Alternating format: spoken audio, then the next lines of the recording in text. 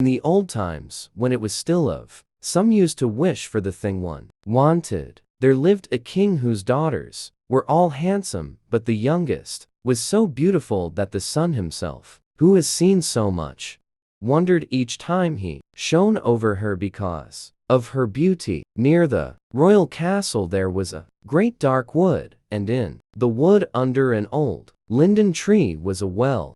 And when the day was hot, the king's daughter used to go forth into the wood and sit by the brink of the cool well, and if the time seemed long, she would take out a golden ball and throw it up and catch it again. And this was her favorite pastime. Now it happened one day that the golden ball, instead of falling back into the maiden's little hand which had sent it aloft, dropped to the ground near the edge of the well and rolled in. The king's daughter followed it with her eyes as it sank, but the well was deep, so deep that the bottom could not be seen. Then she began to weep, and she wept, and wept as if she could never be comforted. And in the midst of her weeping she heard a voice saying to her, "What ails thee, king's daughter? Thy tears would melt a heart of stone." And when she looked to see where the voice came from, there was nothing but a frog stretching his thick ugly head out of the water. "Oh, is it you, old waddler?" said she. "I weep because my golden ball has fallen into the well." "Never mind, do not weep," answered the frog. "I can help you. But what will you give me if I fetch up your ball again?" "Whatever you like, dear frog," said she. "Any of my clothes, my pearls and jewels, or even the golden crown that I wear." "Thy clothes, thy pearls and jewels, and thy golden crown are not for me," answered the frog. "But if thou wouldst love me, and have me for thy companion and playfellow, and let me sit by thee at table, and eat from thy plate, and drink from thy cup, and sleep in thy little bed, if thou wouldst promise all this, then would I dive below the water and fetch thee thy golden ball again." "Oh yes," she answered, "I will promise it all, whatever you want, if you will only get me my ball again." But she thought to herself, "What nonsense! He talks as if he could do anything but sit in the water and croak with the other frogs, or could possibly be anyone's companion." But the frog, as soon as he heard her promise, drew his head under the water and sank down out of sight. But after a while he came to the surface again with the ball in his mouth, and he threw it on the grass. The king's daughter was overjoyed to see her pretty plaything again, and she caught it up and ran off with it. "Stop, stop," cried the frog. "Take me up, too. I cannot run as fast as you." But it was of no use, for croak after her as he might, she would not listen to him, but made haste home, and very soon forgot all about the poor frog, who had to betake himself to his well again. The next day, when the king's daughter was sitting at table with the king and all the court, and eating from her golden plate, there came something pitter-patter up the marble stairs, and then there came a knocking at the door, and a voice crying, "Youngest king's daughter, let me in." And she got up and ran to see who it could be, but when she opened the door, there was the frog sitting outside. Then she shut the door hastily and went back to her seat, feeling very uneasy. The king noticed how quickly her heart was beating, and said, "My child, what are you afraid of? Is there a giant standing at the door ready to carry you away?" "Oh no," answered she, "no giant, but a horrid frog."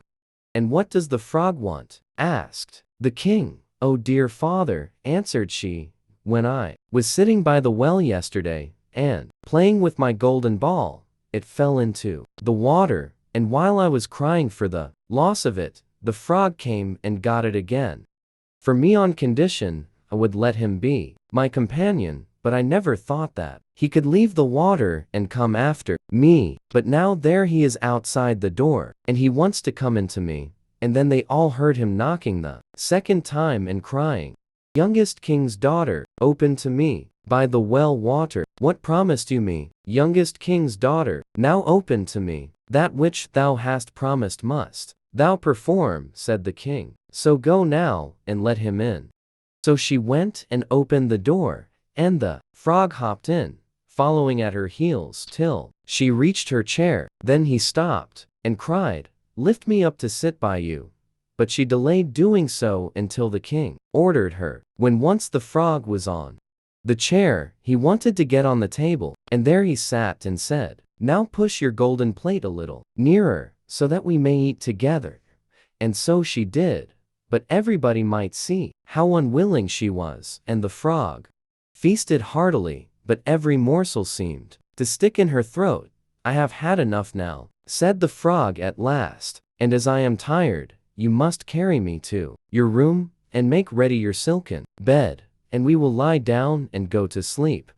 And the king's daughter began to weep, and was afraid of the cold frog, that nothing would satisfy him, but he must sleep in her pretty clean bed. Now the king grew angry with her, saying, "That which thou hast promised in thy time of necessity must thou now perform. So she picked up the frog with her finger and thumb, carried him upstairs, and put him in a corner, and when she had lain down to sleep, he came creeping up, saying, "I am tired, and want sleep as much as you. Take me up, or I will tell your father." Then she felt beside herself with rage, and picking him up, she threw him with all her strength against the wall, crying, "Now will you be quiet, you horrid frog?" But as he fell, he ceased to be a frog, and became all at once a prince with beautiful kind eyes. And it came to pass that, with her father's consent, they became bride and bridegroom, and he told her how a wicked witch had bound him by her spells, and how no one but she alone could have released him, and that they two would go together to his father's kingdom. And there came to the door a carriage, drawn by 8 white horses, with white plumes on their heads, and with golden harness, and behind the carriage was standing faithful Henry, the servant of the young prince. Now, faithful Henry had suffered such care and pain when his master was turned into a frog, that he had been obliged to wear 3 iron bands over his heart, to keep it from breaking with trouble and anxiety. When the carriage started to take the prince to his kingdom, and faithful Henry had helped them both in, he got up behind, and was full of joy at his master's deliverance. And when they had gone a part of the way, the prince heard a sound at the back of the carriage, as if something had broken, and he turned round and cried, "Henry, the wheel must be breaking." But Henry answered, "The wheel does not break. 'Tis the band round my heart, that, to lessen its ache, when I grieved for your sake, I bound round my heart." Again, and yet once again, there was the same sound, and the prince thought it must be the wheel breaking, but it was the breaking of the other bands from faithful Henry's heart, because it was now so relieved and happy.